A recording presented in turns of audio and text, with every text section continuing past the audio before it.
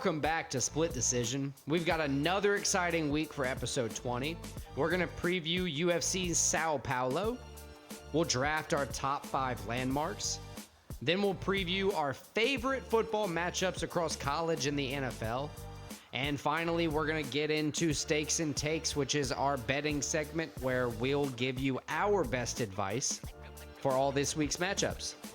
But before we get into all of that, don't forget to head to splitdecisionpod.com where you'll find all of our episodes, our merch, and more. Again, that is splitdecisionpod.com. All right, let's go.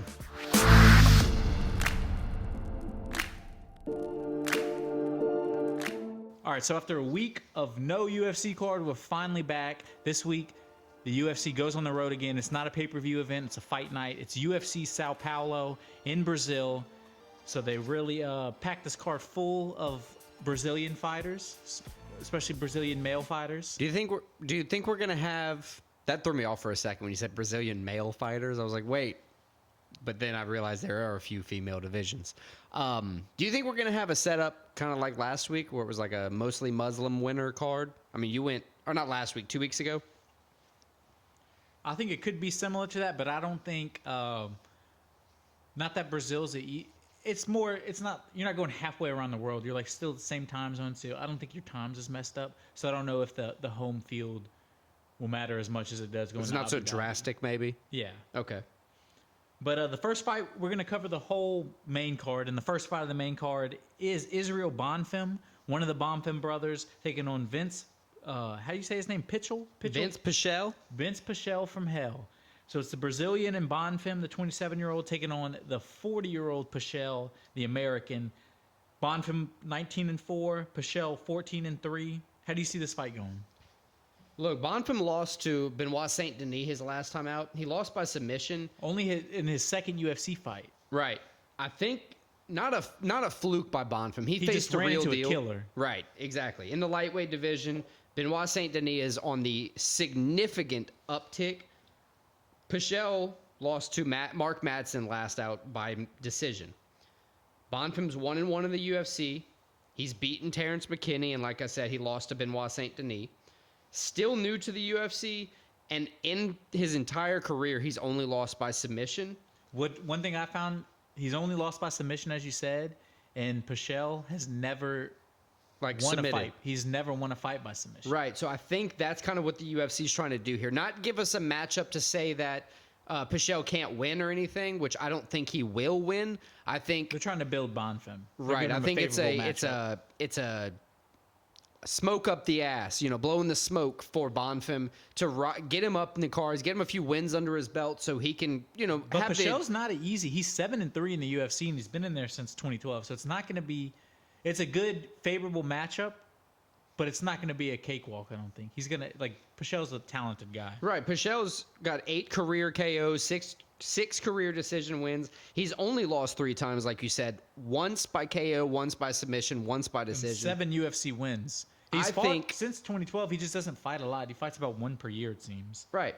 I think in order for Pichel to win, he needs to control, because typically, I mean, it's kind of weird to say it like this. When he has heavy control in a fight, he does win. So he needs to find a way to control early and often.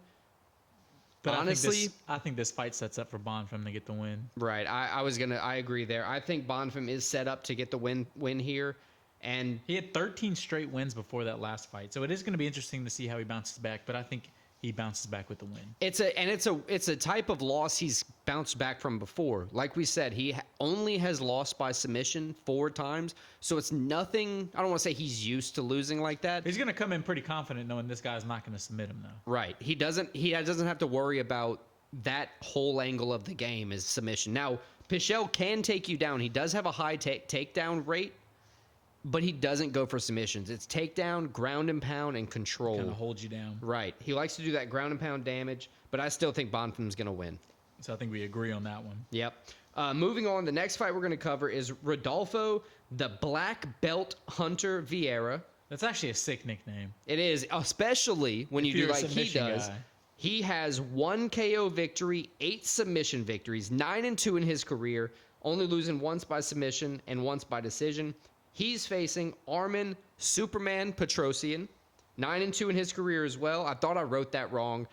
They both. And one interesting thing, Petrosian has never been submitted before. Yeah, this is that kind of another switch. clash of styles. Right, another switch kind of shows you what the UFC is trying to go for. They're trying to get exciting fights out there for UFC Sao Paulo.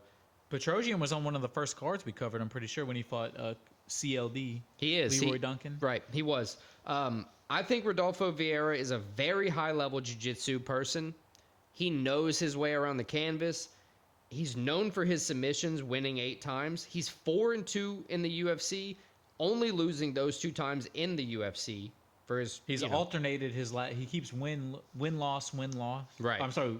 Yeah. He lost to Chris Curtis and Anthony Hernandez. But his last one was a win, so if he continues that streak, he's looking towards a loss, but who says he continues the streak? Well, I do. I agree as well. There we go. You got 2 experts here. Petrosian is 3-1 in the UFC, all decisions to point out. He lost that one fight to Xiao, I don't know how to say his first name, Baralho. He's going to be fighting on this card. Petrosian is a very powerful striker. I think he needs a good stoppage here. I think the UFC is kind of setting him up for, a good knockout win by somebody who's going to be going for submissions and going for that ground attack, or at least getting you on the ground to, aim for a submission. I think Petrosian's striking is going to be what's going to earn him the victory here. I think we're going to see a knockout. Yeah, I think Petrosian gets it done too. Kind of for all the reasons you said. I think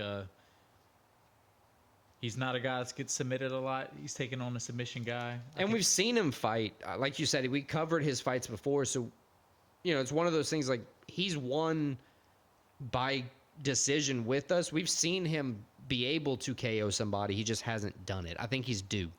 So the next fight includes one of the guys you actually just mentioned, Baralho.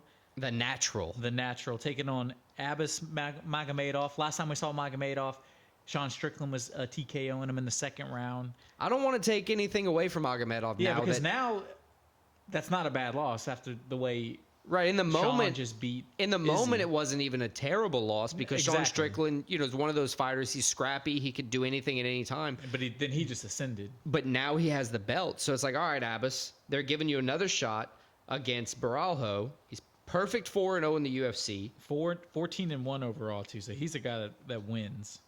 Right. 11 straight wins. I think he's also never been finished. I think with the Magomedov coming off the KO loss to Strickland, I think he's going to be aiming to go back to what he's used to. Magomedov has 14 KOs, 6 subs, and 5 decisions. He's 1-1 in the UFC, and his only win was it was before the Sean Strickland fight. It was like 19 seconds. Right. As you said, he knocks people out. I think we're going to see an electric fight here. I actually think Abbas Magomedov is going to win. I think he's going to rebound with that camp, not fighting last week in his home turf, or 2 weeks ago, UFC 294, not being able to fight there. I think he's trying to kind of earn his keep. He's only, like you said, 1-1 in the UFC. Cal doesn't fight all the time. Baralho does not fight all the time. He's 4-0 since, 2019, but he's perfect in his career since 2015. He doesn't fight that often, but he picks good matchups for himself. But I still think Magomedov's going to win. What do you think? See, I think this is the first one we disagree on. I think Baralho moves to 5-0. I think he comes in. I think he's just a winner. He just figures out a way to get it done. I think it's probably going to be by decision, but I think you're right. It's going to be a very, very exciting fight. So next, we're talking Yogi Bear. You know Yogi Bear? Yogi Bear. Nasamito? No. I'm talking about the cartoon character. I do. Okay. So we're not talking about him, actually. It's Rodrigo Nascimento. Yeah, sorry. Another Brazilian on the card. Of course. Then he's going against Dante Lord Kong Mays. This is a rematch. I know, I saw that. It's a rematch that doesn't really. I'm not sure. Doesn't ring a bell. Doesn't it? Must. It doesn't make sense. Like, why are they rematching? Yeah, I don't know. Nascimento won the first time by rear naked choke. They've had very similar careers since then. Mays has gone 3-1-1 since then. Nascimento has gone 2-1-1 since then. So maybe that matchup's kind of set up to see who's getting the rise in the UFC and who's. I don't know, but Nascimento, he lost the next fight, but then won 2 in a row. So I mean, he's been. Yeah. So I don't know. It's a confusing matchup. Maybe this was just the next one in the lineup for the heavyweight because neither one's like in a place of contention or like top 15, anything like that. I don't know. Mays is a better striker. Nascimento has a better ground game. It's kind of apparent by their records. Nascimento has 6 sub wins, where Mays has 6 KO wins. So another clash of styles in the heavyweight division. I don't know. What do you think's like the big, thing, like the key factor here? I think it's going to kind of go the same way as the last one, honestly. I think it's going to be Nascimento on the ground. I don't know if he gets the sub again, but I think he figures out a way, gets him on the ground, sub attempts. You have control. to see that, like, number one, that gives confidence to Nascimento. I think 3rd straight win for Nascimento and 3rd straight decision win. Okay. Well, you heard that here first. Next, Gabriel, the older brother to Ishmael Bonfim. Yeah, the second and probably, I don't want to say more talented, but he's more actually talented. The younger brother, by the way. He's the younger brother? He's 26. The other Ishmael is 27. So the younger, bigger brother. There we go. He's facing Nicholas Danish Dynamite Dalby. Both are pretty good in their careers. This is going to be a good fight. I really think so. 15-0 undefeated, 2-0 in the UFC. And they're not really giving him an easy guy to fight. Nicholas Dalby, never been finished in the UFC. He's won 3 straight, 5-1-1 in the UFC. So, I mean, he's a guy that wins.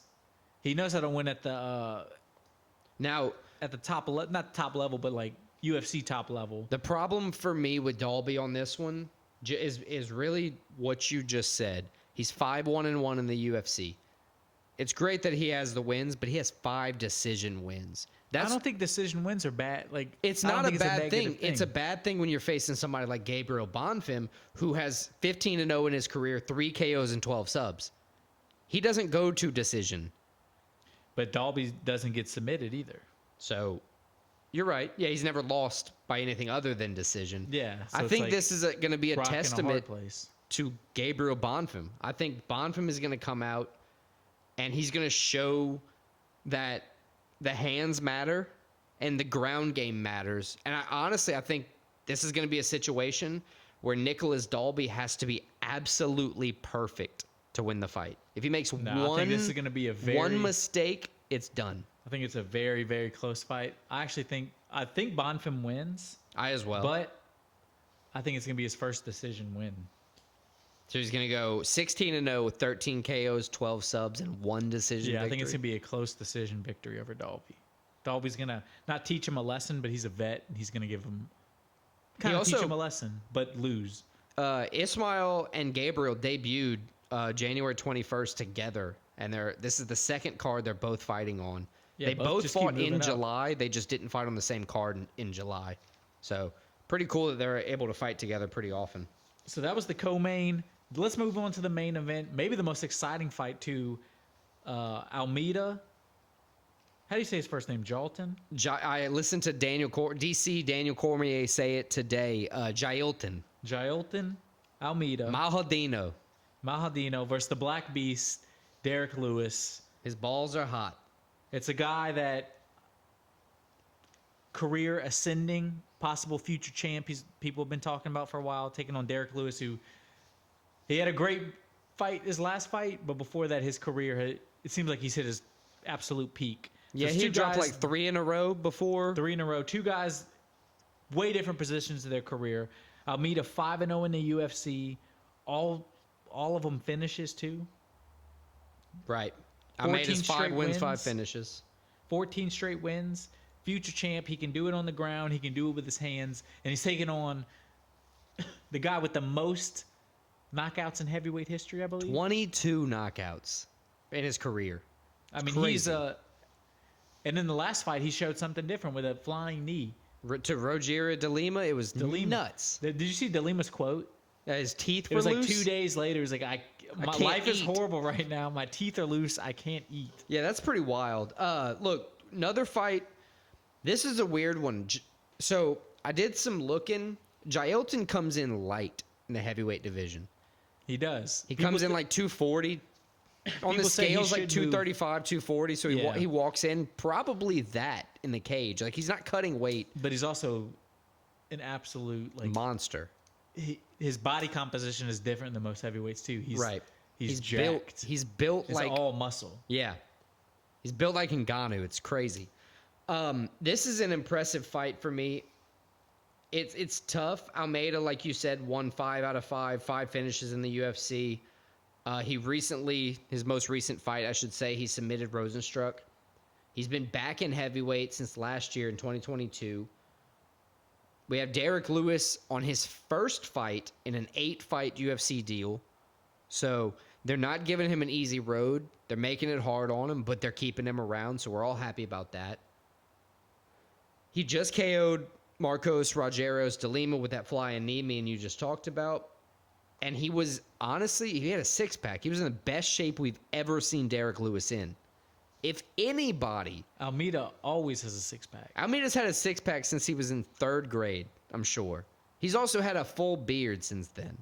But what I'm saying is if Derek Lewis can translate that 30-pound weight difference into a victory here, I think with his recent achievements on the scale, being in the best shape of his life, arguably, he has the power to get it done against Almeida. I don't know if that happens, but that's what I'm going to bank on. I think Derek Lewis wins this fight. Another one we disagree on. I think Almeida at home. I think it's going to be an exciting fight in terms of it's going to end quickly. I don't think Almeida's knocking him out. It doesn't matter. Almeida can sub him. I don't Choke think him that's out. happening. I think it is. So you're going to say Almeida by submission? No, I'm saying Almeida by finish very early. First round. Oh, God. All right.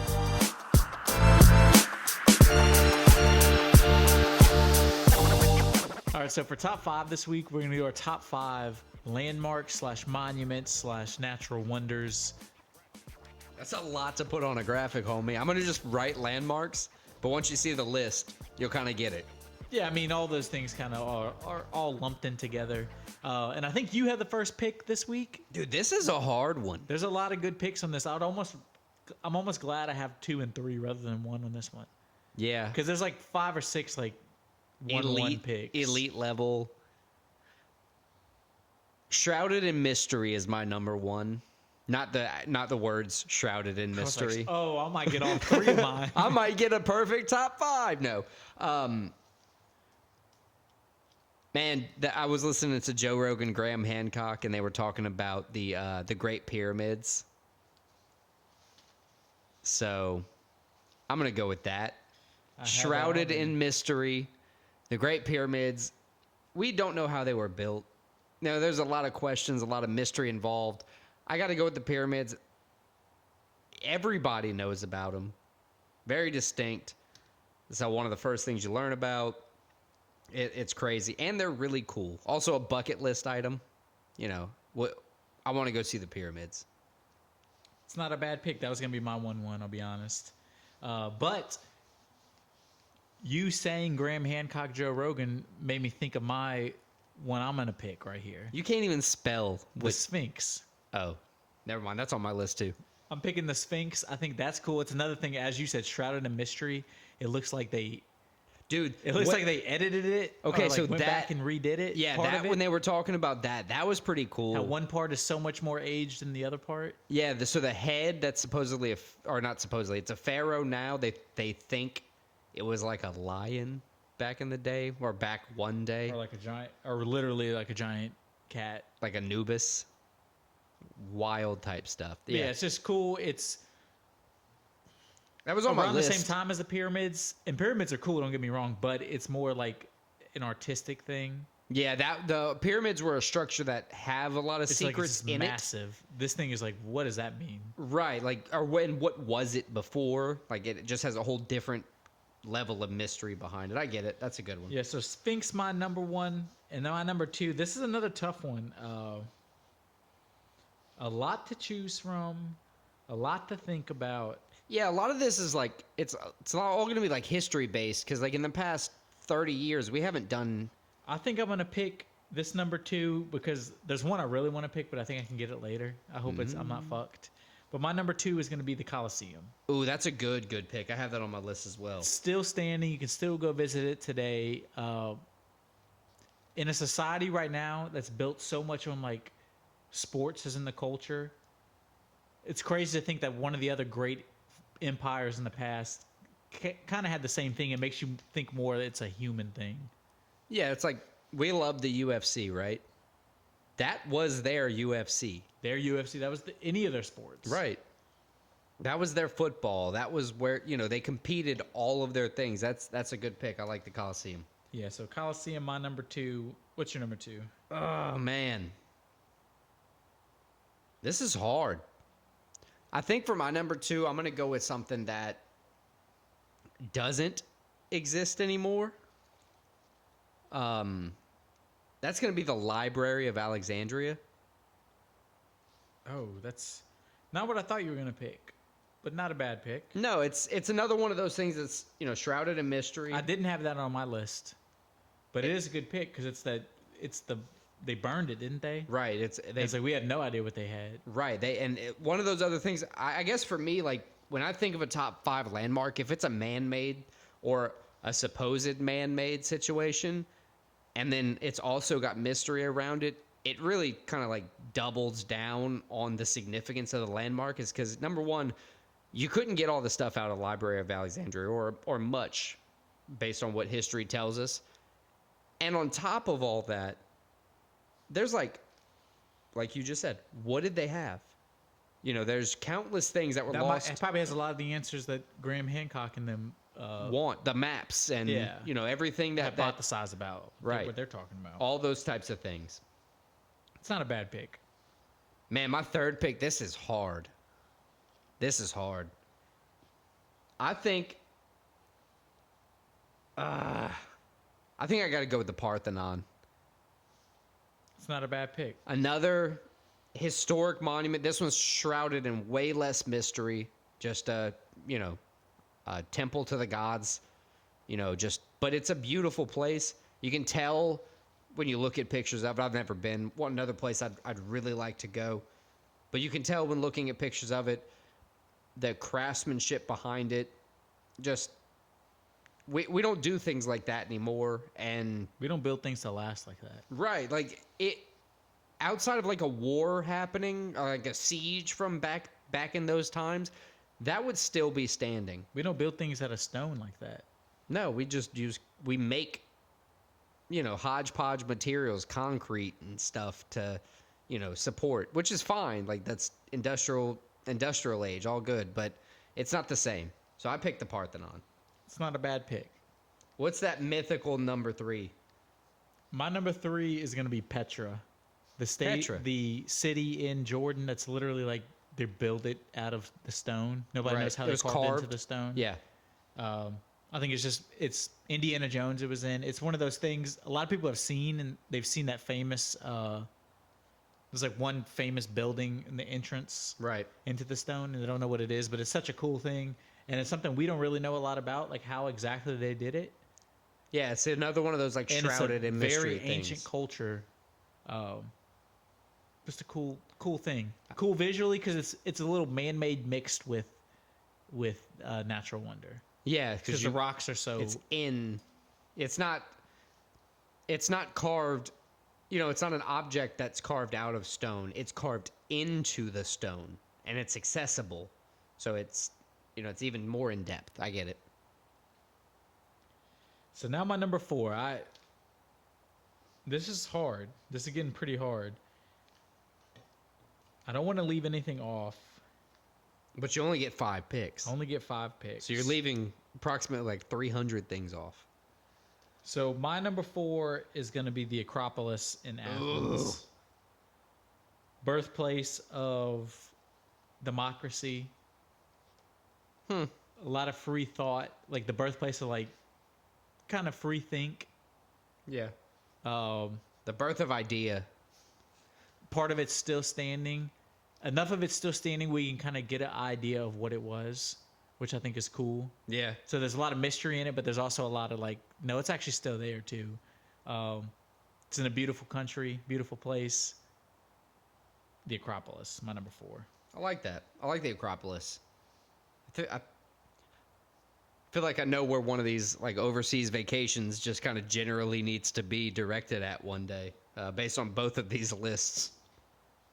My number 4, honestly, it's definitely still got some mystery behind it, but it's not as mysterious as my other, picks on the list. I'm going with Stonehenge. Ooh, I had that one. A lot of people have seen Stonehenge, but it's a straight up guess as to what it really. Yeah, we don't know what they meant. Right, like, yeah, it's a circle of stones that we don't know why they were moved, because apparently they can tell that they were moved a long distance, and that they were stacked in a way that, they're specific, but we don't know why.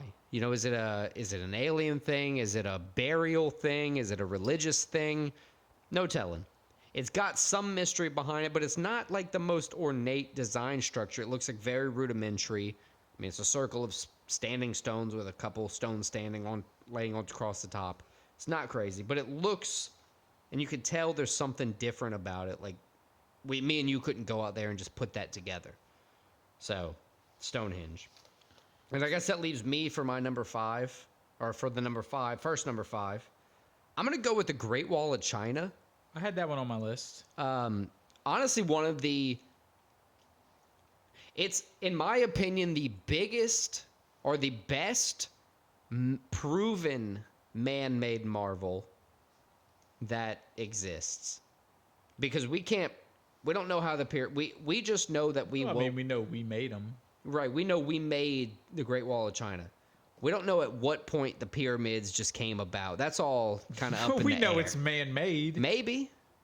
They still can't prove how it was made. The Sphinx is man-made. It was carved. The Sphinx was carved. Petra's man-made. Carved. Again, carved. The Great Wall of China is just a wall that was built. That's what Trump was trying to do to the U.S. China did it hundreds and hundreds of years ago. Yeah, but that goes back. Trump wasn't building a big stone wall. He was building a little bullshit, probably electric fence. Right, that's what I'm saying. A chain link separating USA and Mexico. Like, that's some bullshit. That's what I'm saying. It's a modern marvel to like what we can prove in man-made time, and it's crazy lengthy. Like, it would take a very long time to walk it. There's patrols. Like, you can't fuck with it still. There's tours that you can take. There's a slide on it. That would be sick.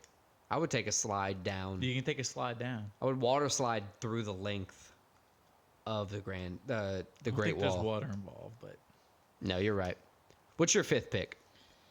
My 5th pick, it actually came to my mind when you talked about the library in Alexandria. What is it, the Lighthouse of Alexandria? It's close. Kind of close. It's Colossus of Rhodes. It's not close at all. Colossus of Rhodes. Oh, that's a good one. That's on my list. It's one of the god statues. Is a giant, probably biggest like humanoid statue I've ever seen. I know we haven't seen it, but like pictures. I don't know why, but when you said the giant humanoid statue, all I could think about was Achilles wanting to bury himself with Patroclus. Yeah, that weird relationship. Same people, kind of. Yeah. But Colossus, I think it's cool. I wish that was around today. In Civilization, the video game, I always build it as a natural one or a world wonder. I think it's cool. I wish it was around today. Mystery.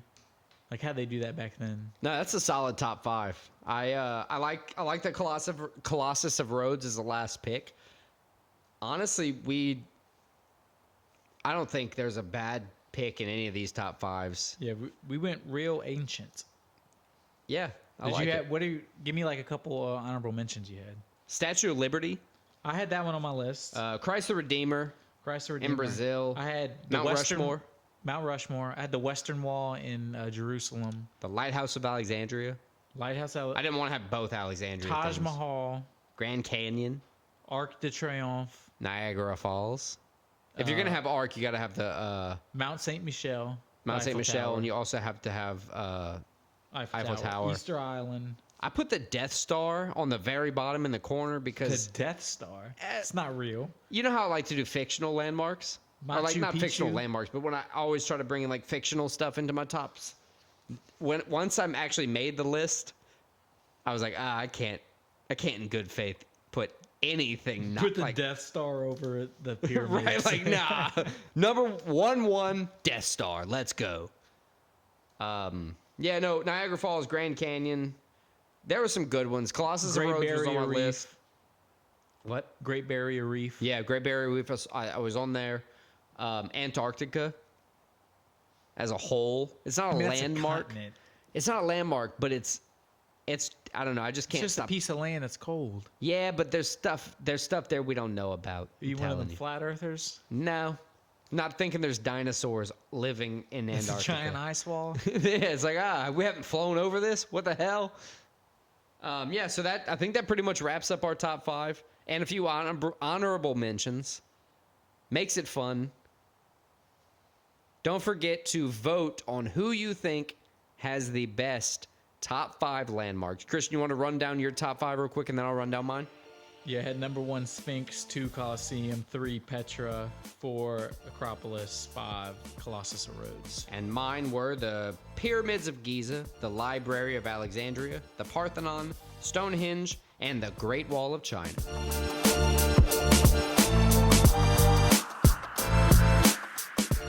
All right, let's kick off with a little preview for NCAA Week 10. We're going to start off with Kansas State Wildcats versus the Texas Longhorns. At Texas. At Texas, big game in the Big 12. Well, you know who I'm picking based on what I'm wearing. There's a 4-team tie with 1 loss in the Big 12. I think they're all 4-1, 5-1 in Big 12 play. The Big 12 is an open conference, so the top 2 teams go to the championship game to play each other. So, like, this is a huge game to determine who's going to get there in the end of the season. Kansas State comes in. They're hot. They're 6-2. 6-2. It's a Ranked solid 25. program. They're a disciplined program. They're taking on Texas. Texas definitely has more talent. Texas ranked 7. Texas ranked 7th. This is a big game for Texas. They're not going to have Quinn Ewers starting quarterback. Yeah, Malik Murphy's going to have to come out, and that's one of the reasons. He played well last game, though. They played pretty well overall. Yeah, I looked at, I don't know how many starts he's had this season. That was his first start. Oh, I looked at last week's game. Didn't have terrible stats, but I think that may be something that Kansas State, the Wildcats. He doesn't have to go off, though, because their team's more talented than Texas. So It just is. don't do too much. It is, absolutely. Maybe get hurt so Arch can come in. Just joking. I don't want him hurt, but Yeah, no, I kind of get what you're saying. Kansas State has the 13th ranked running game in college football. They're putting it down. I think that mixed with Quinn Ewers not being in is what's going to be the key to victory for Kansas State. I think Texas wins the game. I think it's going to be a close game, back and forth. Texas is really going to have to put some drives together, play well, be clutch to win the game. Texas is favored by 4 with an over-under 51.5. I think Texas gets it done probably by a 3-point win. I think Kansas State. I'm wearing the Kansas State sweater right now. Got to rep them. They're my fan of the week this week. Or I'm their fan of the week this week. So I'm going to be watching that game, rooting Kansas State the whole way through. All right, so the next game we're covering is the first of 3 SEC games we're going to cover, 2 SEC West games we're going to cover. It's the Ole Miss Rebels, ranked number 10, I believe, 11. Taking on Texas A&M, non-ranked. As an LSU fan, we need Ole Miss to lose one more game, especially if LSU beats Alabama. Then we're in the driver's seat for the SEC West. But I think Ole Miss comes in and gets it done. Ole Miss, they're an explosive offense. They're a good team. They're taking on an A&M team who they're not explosive. They're a team that's going to hang around. If If you're good, they're going to hang around. They're with going to you. play up. if you're not that great, they're going to play down at your level too. Right.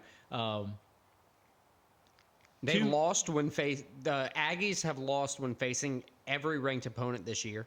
This is their third kind ranked of character coaches in Jimbo Fisher versus Lane Kiffin. Right.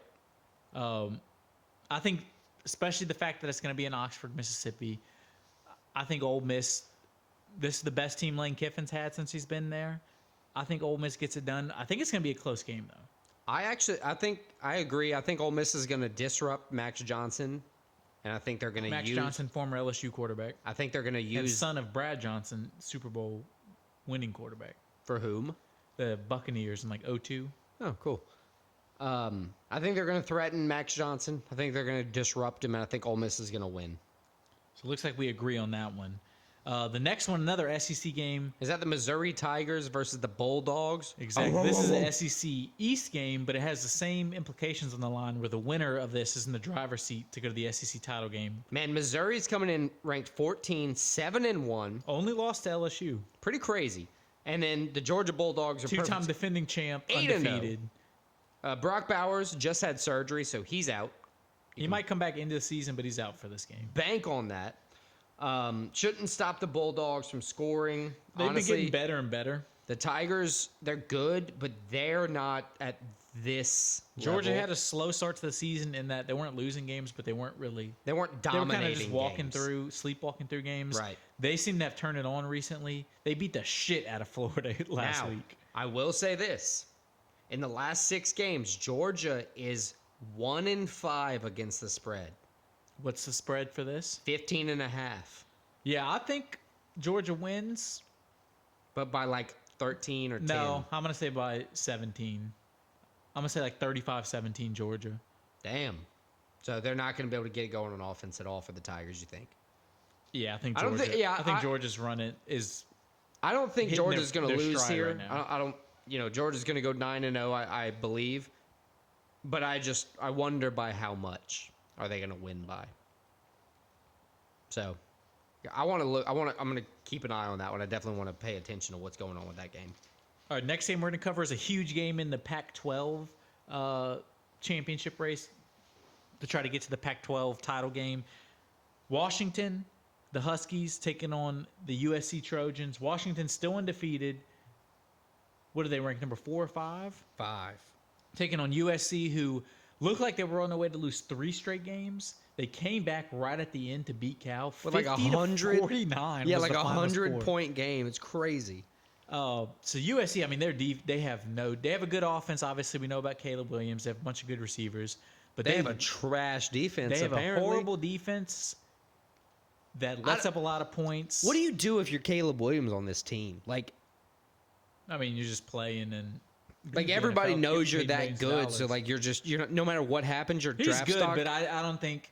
I think it's a little overblown saying he's the best I don't quarterback think prospect ever. I don't think he's like NFL Patrick Mahomes good, but I think he's going to walk in and be a good starting quarterback for the NFL. We'll see because he's had some. But what do you do when, what if he's drafted to the Panthers? He's going to walk into his NFL Panthers career. had the number 1 pick last year and drafted a quarterback. I don't think he's going to the Panthers. I know, but think about Well, he's going to go to a bad team. right. Think about that. The Bears probably. The last time let me not say the last time. The last time I cared about a quarterback going to a bad team, it was Joe Burrow. And they got lucky with doing the shit to their O-line in the year he was out because he got fucking destroyed by them. I would disagree on that because then you have Tua. He was top 5 pick. Look how he's turned out. He's good. He got hurt for the majority of last season.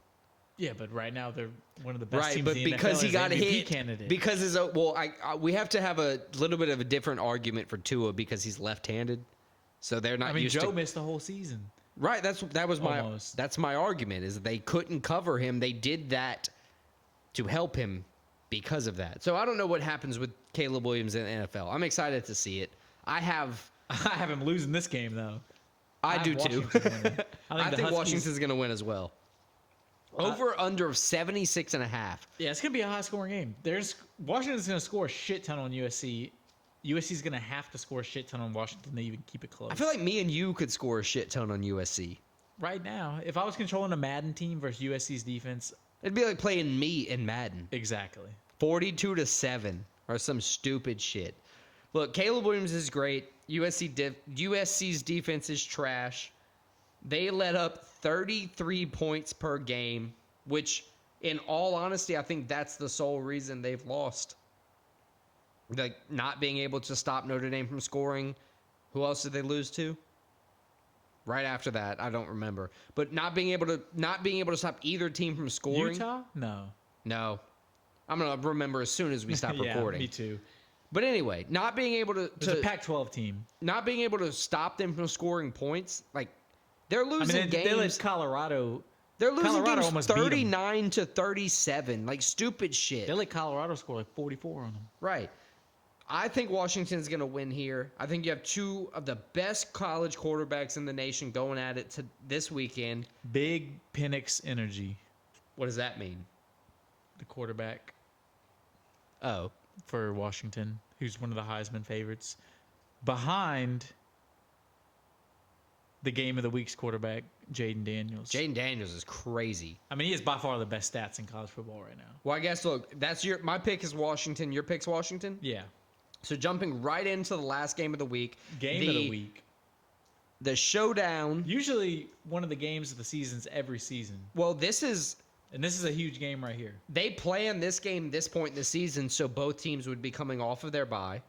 That's how it's always been. Really? Well, since That's the past, pretty like, sick. 15 years, yeah. Hey, listen, whoever and Nick Saban. Whoever's the coach of the LSU Tigers right now and Nick Saban. Brian Kelly? No, I'm saying like they're doing this over the course of years. Y'all got to play after the bye, so you got to be ready. This is the game of the year. Typically decides the SEC West. That's pretty Which crazy. who goes to the SEC championship game this year. LSU is thing. ranked 13th. Alabama's 12th. or LSU 8th, finally I'm sorry. hitting their stride. Jaden Daniels is the number one quarterback leading the number one offense in the nation based on yards per game and They have points two of the scored best per game. receivers in the nation. This is going to be an exciting one. But They're they have taking on a Alabama, who dog has a shit good defense. Their defense has been playing a lot better. It has been playing better, but it has been bad all year. It was bad beginning of the season. It's average now. This is going to be a good game, though. Them versus Bama. Bama has a great defense. Their offense has some explosive plays, but that's not great. So it's kind of a average offense with a great defense taking on the best offense in the nation With an in a subpar Average defense. to below average defense. Yeah, so it's going to go- be interesting to see how it goes. Right. I think Jaden Daniels can do the touchdown, magic, the touchdown I think math. Jaden Daniels can score 45 points in Alabama. It's if they Can can LSU LSU's make a few defense stops? stop.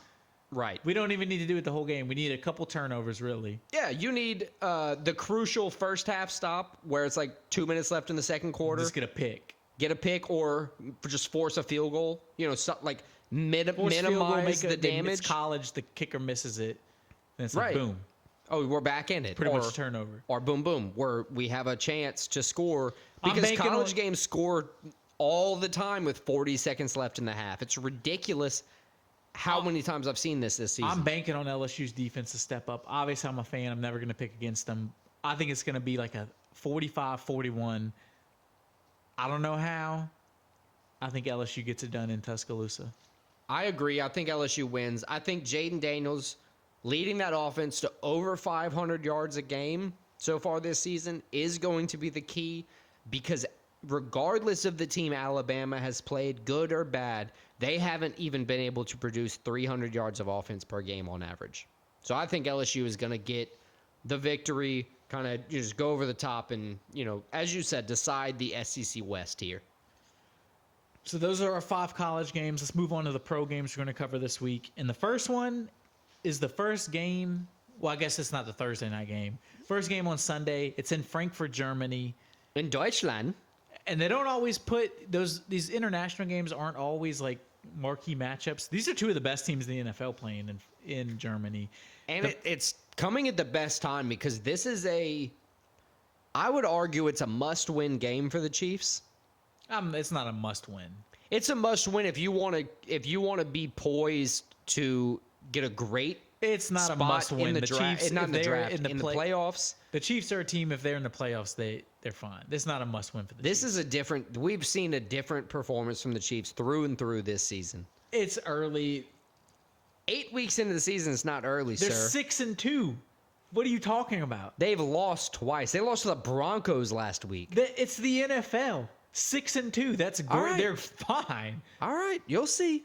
No, I think you'll see. This is what they do every year. We'll see. But yeah, Chiefs, Dolphins. Dolphins 6-2. I think it's going to be a Everybody's high-powered on their game. dick just because they're finally 6-2. I don't think they're that good either. I think they're pretty good, but they haven't proven anything. I don't think they're Winning in gonna... the regular season and winning Super Bowls is totally different. Right. That left, I honestly still think him being left-handed is a big problem. I think it's going to be a close game. I think there's a very good chance the Dolphins win, but I think it's a high hit the over kind of game. I'm picking the Chiefs. 50.5. I mean, you're asking... Travis Kelce's not going to have a good game. Taylor Swift's not going to be in Germany. Why? She doesn't just coincidentally have a concert that day? She got her own shit going. Oh, okay. The She's Eras. She's busier than him. She's a probably. billionaire. Yeah, that's nuts. Yeah. That's an extra 3 zeros. It's crazy. No, I think it is going to be a close game. Chiefs lost to the Broncos. Admittedly, they did lose in a snowstorm, so that's... He had a flu. Mahomes had the flu, too. Yeah. I like how they... They threw it in before the game. They did throw it in before the game, but it's like, we have an excuse. Haha. He's probably sick. They're Yeah, probably, maybe. Listen, we're probably going to lose. 'Cause Jordan didn't lose when he barely- had the flu, just saying. He didn't even have the flu. Are the Dolphins going to use Waddle to their advantage in Germany? Are they going to get the touchdowns from Tyreek Hill? Yeah, I don't think going to Germany Well, a lot of their people, when they speed. go overseas, because it's so uncommon in the NFL, a lot of you just get weird scoring games. Or they're, I think it's going to be a high-scoring tired. game, but I think the Chiefs... I think it's going to be a loose. I think it's going to Figure be a out a way to looser get a game win. than typical. But I think the Chiefs are going to win. I agree. Chiefs figure out a way. Next game, Baltimore Ravens, Seattle Seahawks. Two teams that are doing pretty well this year. Man, And I nobody's cannot talking get about 'em. behind the Seahawks. I can't. I think it's just because of Geno Smith. It is. But, I don't dude, care. the Ravens, nobody's talking about them. And right now, they're looking. This is the best Yeah, dude, they beat Passing, the shit out of the Lions 2 Lamar weeks Jackson ago. has looked, I think. Yeah, he's He's looked accurate. very comfortable in the pocket. And Very making big accurate. throws. They didn't really even need Lamar Jackson against the Cardinals last week. They had Gus Edwards score 3 touchdowns on the ground. Yeah. With I think he did He had like 81 yards. He yeah, I was didn't gonna have say that many rushing not yards. even 90 rushing yards with 3 touchdowns. So it was a very poor game by the Cardinals. One Seattle's thing to been take a good. note is Seattle going to Baltimore. A lot of times the West Coast teams don't play great on the East Coast. That's a long trip for them. They're playing early too, so it's like 9 a.m. local time for them. So it just kind of screws with Just the throws you everything makes you a off. little tired. I'm taking Baltimore in this. I think Lamar Jackson is playing great this year. I think it benefits the Ravens that they're not the team everybody's talking about right now. Right, they're not having to shoulder Which I all don't the know hype. how, because usually they're one of the teams everybody talks about, but they're winning now and nobody's talking about them. I think it's because they're not making splashes. They're just going out there. I mean, they did beat the shit Well, out the of team the everybody's Lions. talking about now is the Bills, and they're kind of doing what the Ravens usually do. Yeah, where they're supposed to be really, really good. And they're they're kinda just just up and shitting the down. bed left and right. Yeah, but they're also winning games.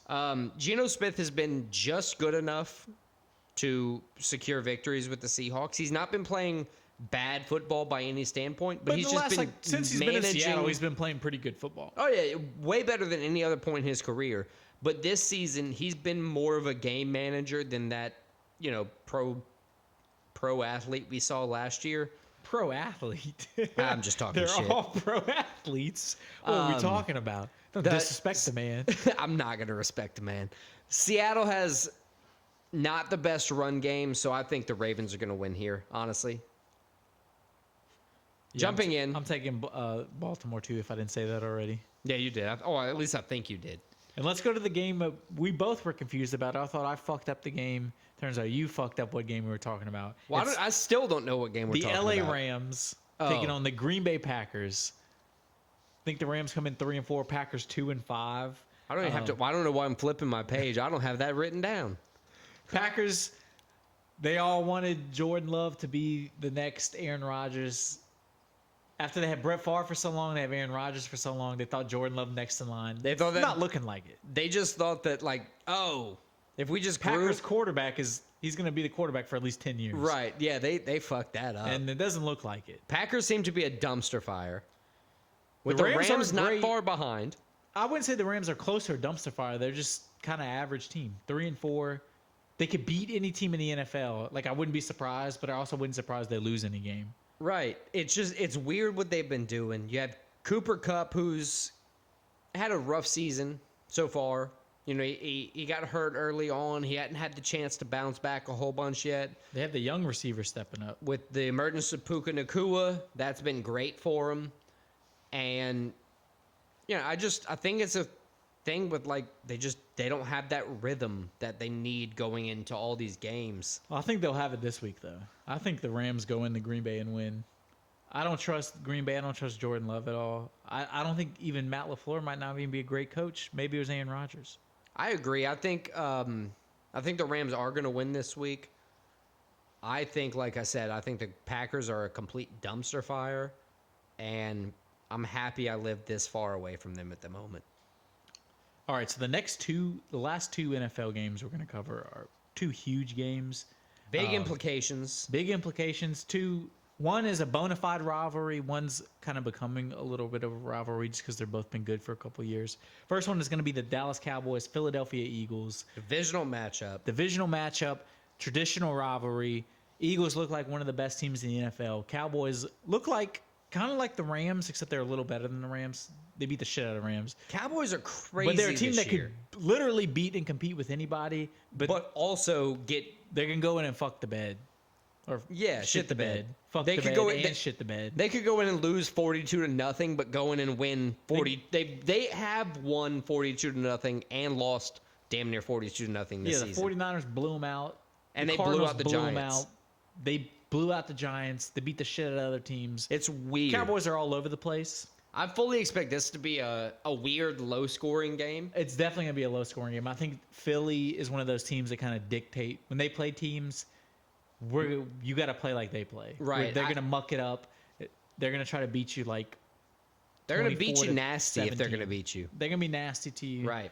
I do like Jalen Hurts. I like Jason Kelsey. I like the way the Eagles play. A.J. Brown has been going off. First receiver ever. It's either 5 or 6 games in a row with 125-plus receiving yards. That's cool.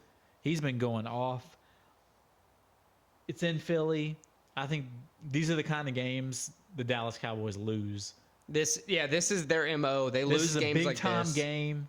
Everybody's going to be watching. The Cowboys are going to come shit the bed. I got the Eagles winning. I got Jalen Hurts going off. I agree with you that this is the type of game that the Dallas Cowboys lose. They are one of the best defenses in the NFL right now this season. And that's kind of the MO they usually get, right? They're spouted as being one of the best defenses in the NFL. This year they've been just defense. Last week they were a good offensive team, but Dak has just been allowed to be a game manager all season, which is fine. I think it's going to be a low-scoring game, but if Dallas wakes up, it's going to be trouble for Jalen Hurts and the Eagles. I think Dallas is going to win this game. I think it's going to surprise everybody in a low-scoring game. Ooh, good luck with that one. Banking on the Cowboys. I know. I don't want to do it, but I'm going to. And the last football game, we got a rematch to the canceled game from last season. I think it's my 2 favorite quarterbacks in the NFL, too. Well, One's definitely my favorite. The other one might be my second favorite. we got the Buffalo Bills versus the Cincinnati Bengals. The Bengals coming in, they're playing at home. They got the 3-point home field advantage over under 48.5. Looks like the Bengals are finally turning it on. Joe Burrow finally looks healthy. I know that the 49ers have lost 3 games in a row now, but going into San Francisco and winning that game, the Bengals look good. They needed that too. They needed that. Both teams needed that. That's why it's such an impressive win. Right. Buffalo, they rebounded well with a win over Tampa Bay after losing the last time out. Honestly, this is a good matchup. I think we're going to be seeing a different game than the Hamlin game from last year. Well, I mean, the Hamlin game was like a quarter. Right, not but even. what we saw in the beginning of that game was Joe Burrow just marching down the field. They were on their way to score a second time, and the game went over. This, I think we're going to see a little bit of a more level playing field. I think the Bengals and the Bills are a little bit closer of a matchup in the team with the struggles the Bengals have faced so far. I still pick the Bengals, but I think it's going to be a little bit lower scoring game. I think it's going to be a little bit slower paced, kind of a feel each other out type of situation. Yeah, I think the Bengals win too. I really like the Bills as well, but Bengals, Joe Burrow's my guy. I think they're finding their stride. Something with the Bills who just kind of like, they've been like slow. I don't know. They just haven't looked nearly I mean, as some good. games when they played the Dolphins, they look like the best team in the NFL, and then Right. they look disinterested some games. I think the Bengals are turning it. They're figuring it out. I think they're about to go on like a nice little run. Hopefully, they're not peaking too early, but I think they're like on their way to peak right now. I got the Bengals.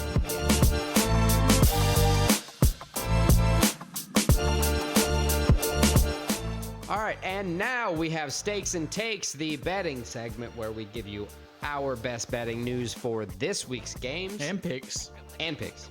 That would be the take part. Last week, how'd you do, Christian? Last week I had a pretty good week. Picks, I went 7-3 as it was all just football. Woo! 4-1 college, 3-2 in the NFL. I like it.